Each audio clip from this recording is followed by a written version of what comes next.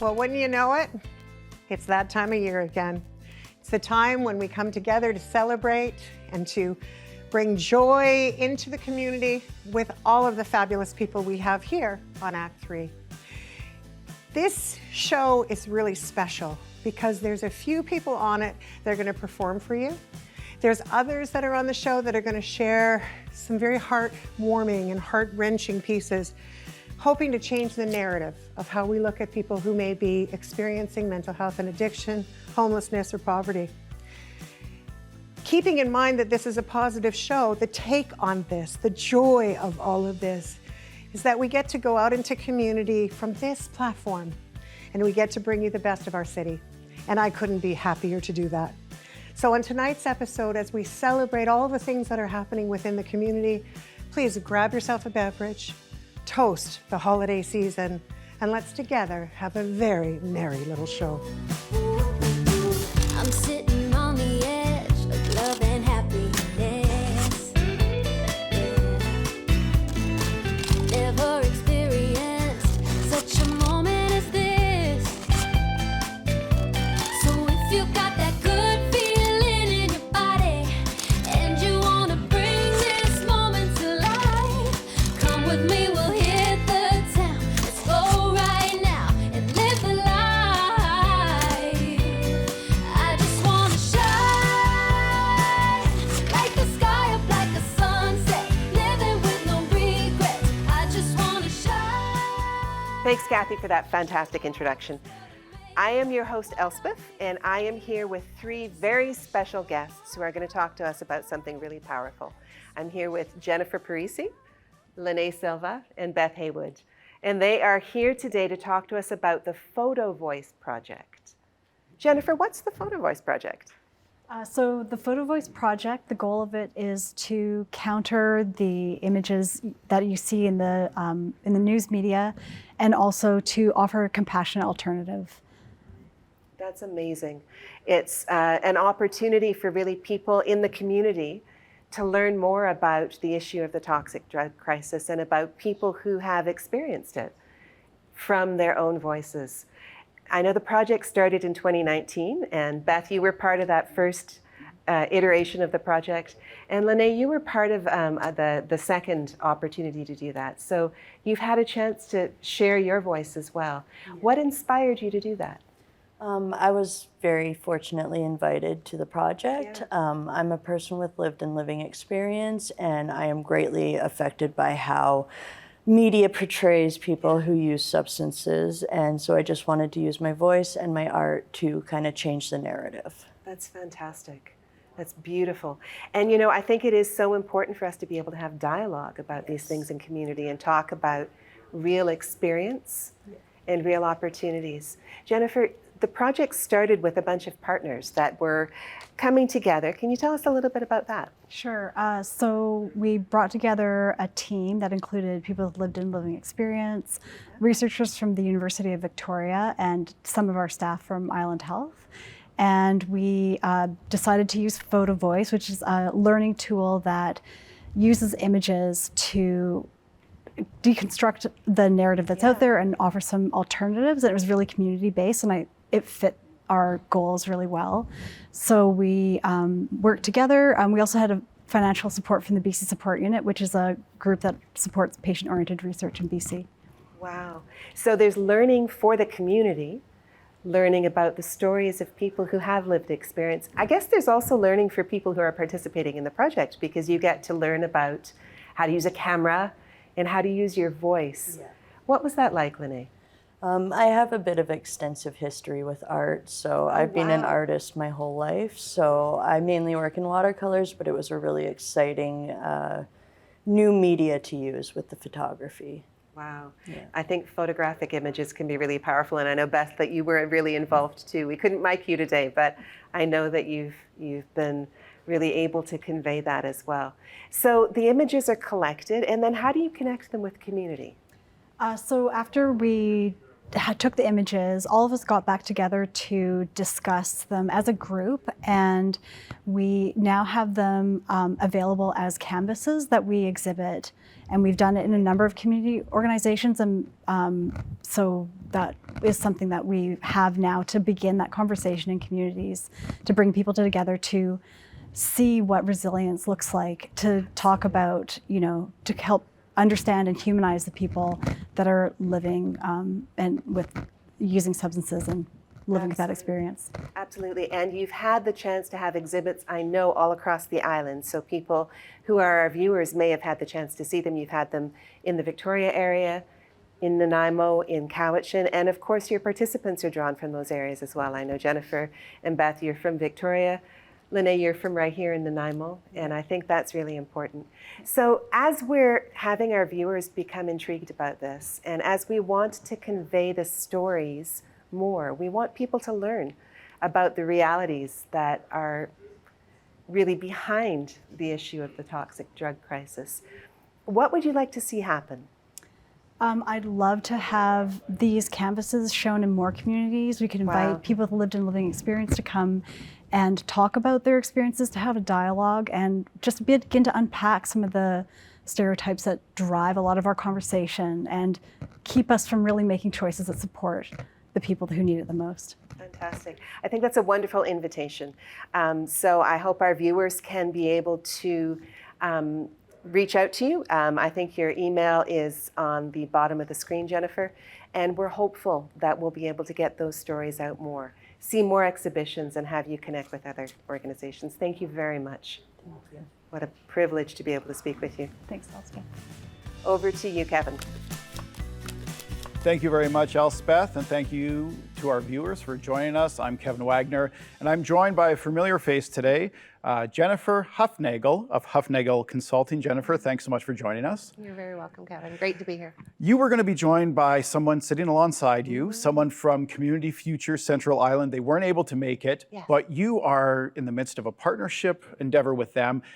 Let's start with them. Tell us a little bit about Community Futures Central Island. Wonderful. I'll try and do Jolynn and the team justice. Community Future Central Island is a developmental lender. Essentially what that means is that they will loan to you to start up your business, increase in operations, new location, when maybe the banks don't. They actually started here in Nanaimo, in the 1970s, and now there are 267 Community Futures offices across Canada. Their tagline is money plus mentorship plus local know-how. And the program that we partnered with is all about AI, which I'm really excited to talk about today. Well, and it's funny, when you talk about Community Futures, I love their little hashtag, we have a loan for that. We've got a loan for that. So there they are helping out local entrepreneurs and small business in a variety of ways, financial among other things.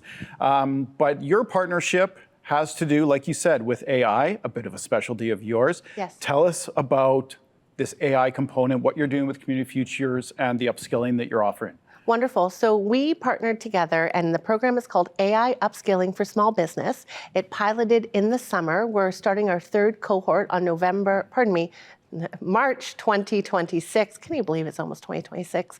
And the program is focused on AI foundations, learning about prompting tools, how to bring that AI efficiency and AI opportunity into your organization, whether you're a small business, nonprofit, entrepreneur, startup, etc.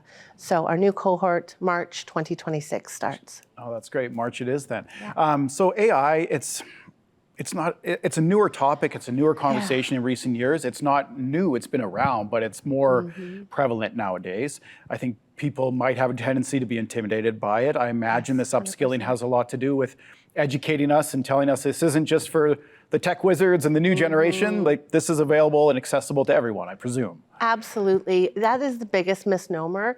You don't have to be technical, and age really has no boundary here.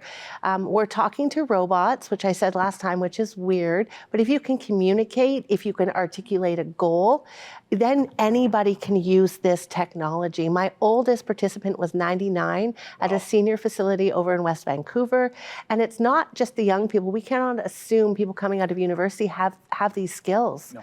And so you get over sort of fear by educating yourself. And that's why I love programs like this, specifically focusing on small business and entrepreneurs. Absolutely.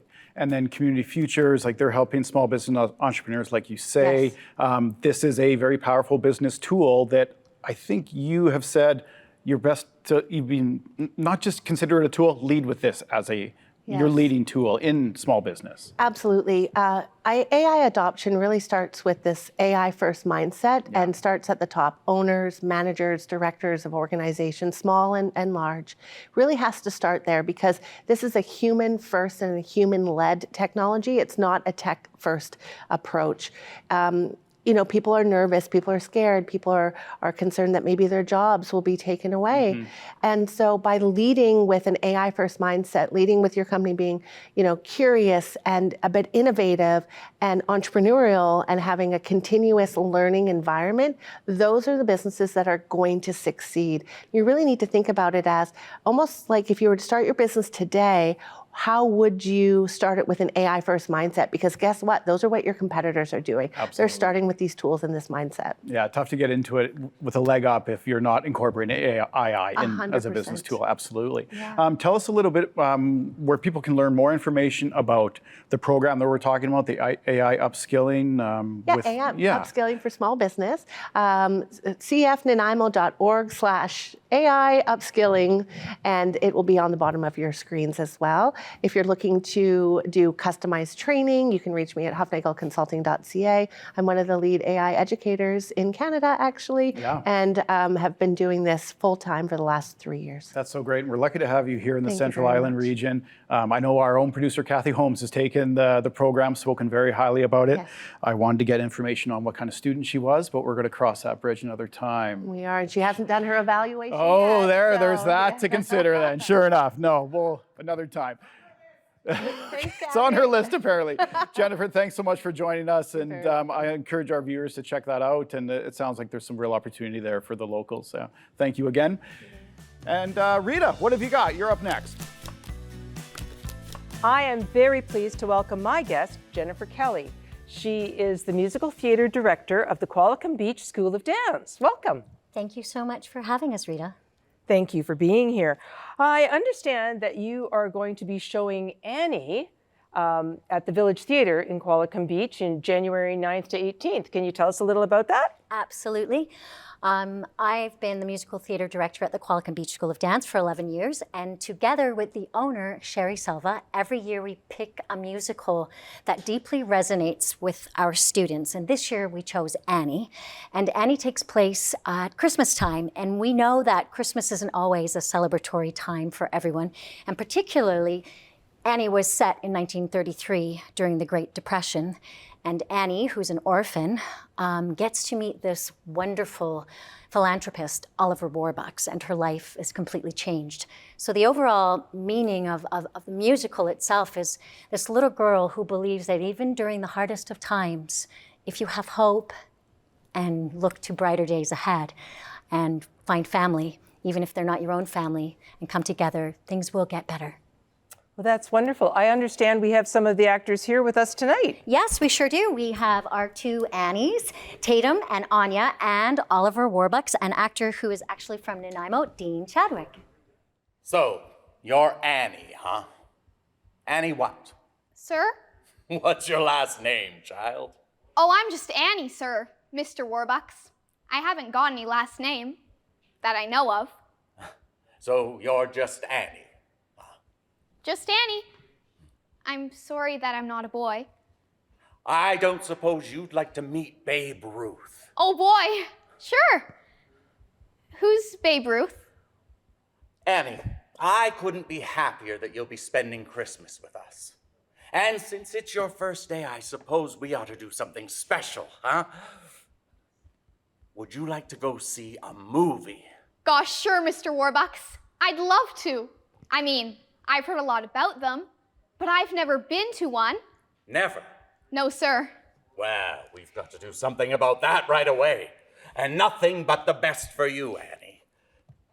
You'll go to the Roxy, then an ice cream soda at Rumpelmeyer's, and a handsome cab ride around Central Park.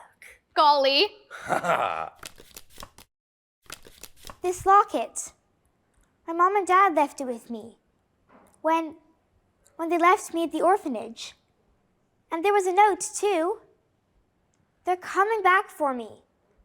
And I know, being here with you For Christmas, I'm real lucky. But I don't know how to say it. The one thing I want in all the world, more than anything else, is to find my mother and father and to be like other kids, with folks of my own. Wow, that was a terrific little preview. And really, what a great opportunity to give the gift of experience for Christmas this year. You can get tickets to the show and celebrate that in January with you. Can you tell us a little bit more about it? Absolutely. Thanks, Rita. We are a cast of over 50 from Oceanside and from Nanaimo. And for tickets, you can check the Qualicum Beach School of Dance, Qualicum Beach School of Dance on Ticket Owl, or you can email qbsd@shaw.ca. And we hope people will come out and support the amazing, incredible students. Well, I think they're going to be doing an amazing job from what we saw tonight.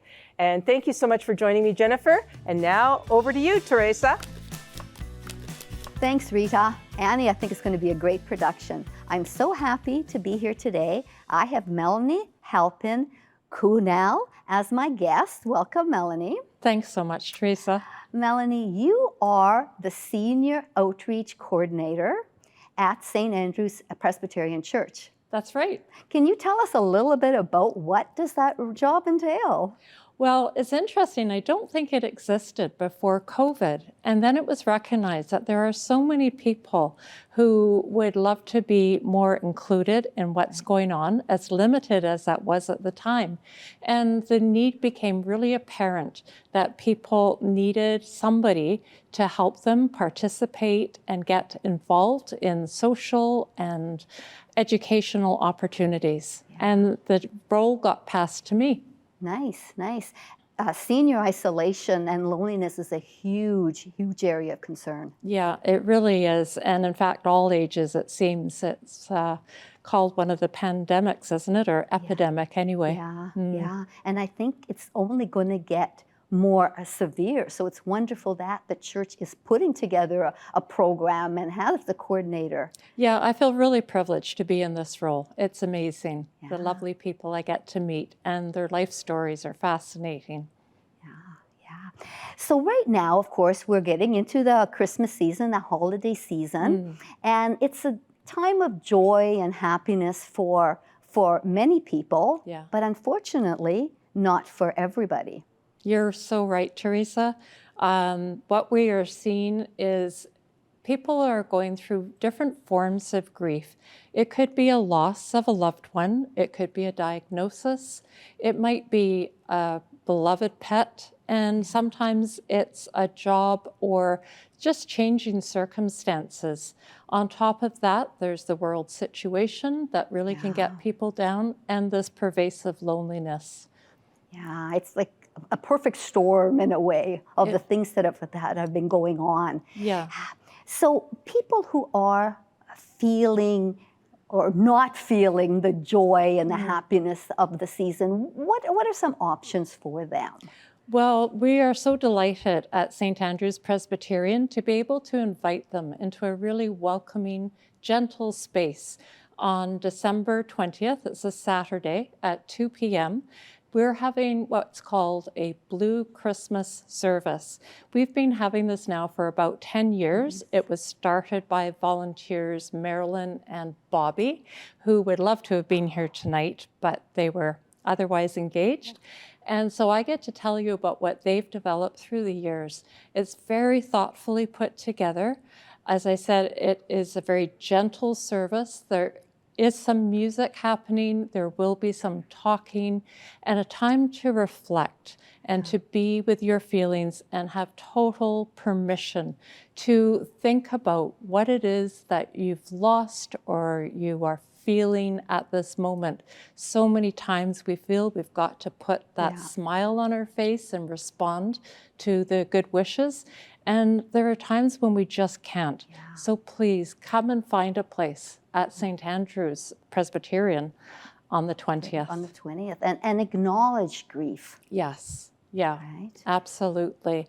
Yeah, but there will be some refreshments afterwards, light refreshments, and people often really use that time to do a little more connection and to talk to others and see what else is available in the community and further. There's some great resources here as well as online. And everyone's welcome. They don't have to be a member of your congregation. Absolutely not. The whole community is welcome in. So we really do hope to see you at our Blue Christmas service. Yeah, and no one should feel any pressure that they need to join. That they need to, if they need to come there and acknowledge grief and have some fellowship. Yes, absolutely. Wonderful. Thank you so much for being with us today, Melanie. On December 23rd, at the bottom of the screen, there's more information about the Blue Christmas. Yes. We welcome everybody. Well, thanks again, Melanie. Really nice to have you here. All right, Jeremy, you're up. I hear there's a comedian or two in the house. Thanks, Treza. And with all the talk of giving, it's important to remind yourself that one of the best gifts you can receive is the laughter of a child. That's why I brought in a comedy dynasty from Nanaimo, together for the first time, Peter Hudson and Juniper Hudson. Welcome, Juniper. Thanks, guys. Thank you.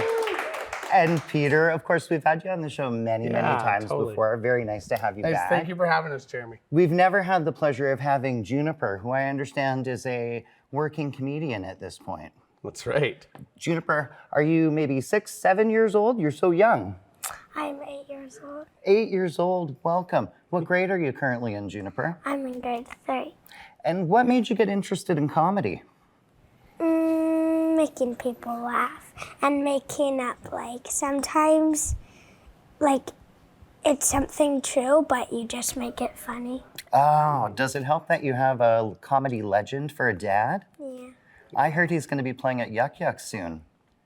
This weekend. This weekend in Surrey? Surrey, Yuck Yuck Surrey, all weekend shows with Deadbeat Dads, my comedy tour. That's fantastic. We heard a little bit about Deadbeat Dads the last time you were here. Yes. It's not a true story, by the way. I'm not really a deadbeat dad, okay? I'm a good dad. Let's get this out here. How did the show go? It's a great show. We've been doing it for 2 years, and me with a comedian named Elliot Ryan from Victoria. We're polar opposites. We're both dads, and it's just a lot of fun.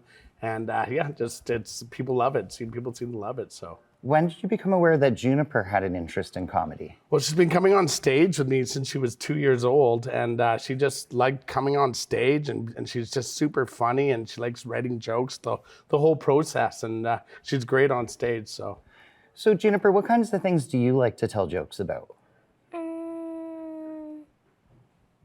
Like Dad. I heard.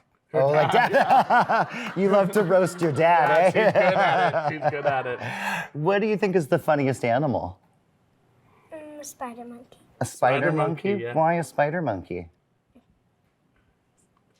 Cute. What about the mole? Oh yeah, a naked mole. A naked mole rat. A naked mole rat. And a naked mole rat. I heard you do an impression of a naked mole rat. Mm-hmm. Do you want to do it for us? Mm-hmm. Let's see it. It looks like sometimes the gift of a laughter caused by a small child can Totally. also She gets me all be- the time. FaceTime. Sometimes I wake up and she's like looking at me. So you guys must have a house filled with laughter. we laugh a lot. Do you have anything special on your list from Santa this year, Juniper? American Girl doll. An American Girl doll? Do you have a particular one in mind, just in case Santa's listening? One that looks like me. One that looks like you. One that looks like her. And Yes. a Modest. microphone. And a microphone, so, I see. That makes sense. I'm gonna give you guys some time to do some comedy right Okay, now. yeah, cool. Let's put our hands together for Juniper and Peter Hudson. All right. How you doing? Right on. I'm Peter, and I know what you're saying. I look like a thumb wearing pants. All right. I'm actually going for the part of Daddy Warbucks, just with the hair like this. This is actually not my first time on TV. I was actually, I had a lead role on a TV show 20 years ago. It was called Crime Stoppers. It was a good Canadian classic. You know, I am so proud to be here with my daughter. She's amazing. Her mother and I are so proud of her. She's a beautiful little 8-year-old child. I'm just glad she's not 2 anymore. Because her whole life of being 2, every time she saw a Buddha statue, she's like, Daddy. I'm like, cool, I'm getting fat shamed by my 2-year-old, awesome. Anyways, guys, I'd like to let my daughter, Juniper Bingham Hudson, tell some jokes right now. Hi, I'm Juniper. I'm the reason my dad has no hair.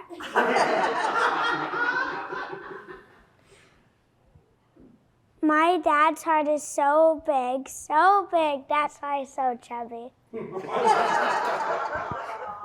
My dad drives a Ford Ranger, but his ADHD is so horrible, that's why I think he should drive a Ford Focus. His juice can't even concentrate. My dad's like a BC fairy. He's loud, he's big, and he had free breakdowns this last week. And it's gonna cost a lot to fix him. All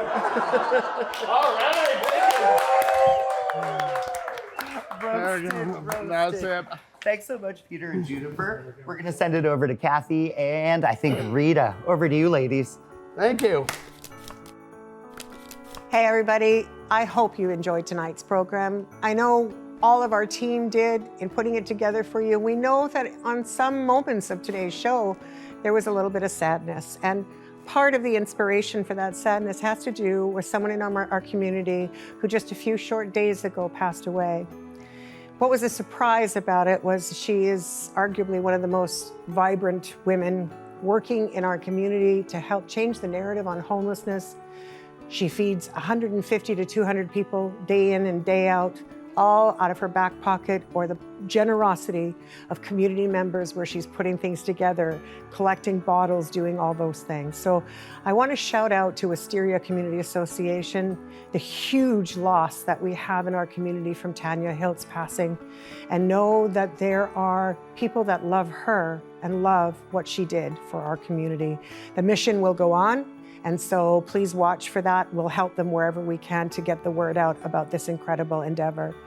But I also remind you that, when we talked about last year, how so many of us also are experiencing things we take for granted at times. We may not realize how these things impact us, but every single person, just like every volunteer that we have on Act 3, every staff member with Rogers, everyone in all of our platforms and all the things that we do, it takes those people to make things happen, and we don't always know what's going on in their lives as individuals. I come from a background of poverty. I remember what it's like to be a recipient from the Salvation Army, from the CK&W Orphans Fund, from so many wonderful people within community that helped my family come up in the world. And as a result, it's my mission and the mission of most of the people that I surround myself with to do the same, to pay it forward. So I also want to shout out about some places you might want to think about besides Wisteria Community Association. I invite you to consider the kettles, right? Salvation Army kettles. This is a very important time for them to get their much needed funding. A huge shout out to Volunteer Nanaimo and one of our team members, Rita Inamarati, and the Christmas Angels program. They are still looking for angels this late date as we're going through, and the angel program is 12 months of the year, not just at Christmas time. I want to remind us about the food bank, Loaves and Fishes, Haven Society. There's the Amazon Christmas program that's being done with some of our guests from the past, Helmet Heads, who are doing incredible work taking presents to hospital children that otherwise don't get to celebrate these holidays, and they do that all year round as well. Elder Dog, SPCA, the list can go on. There's so many opportunities for us to give back, and not only in the way of dollars and cents, but more importantly, in the way of time. So I invite you to do as my team does every year. Let's celebrate the season with each other. Thanks for joining us on Act 3. We'll see you in 2026.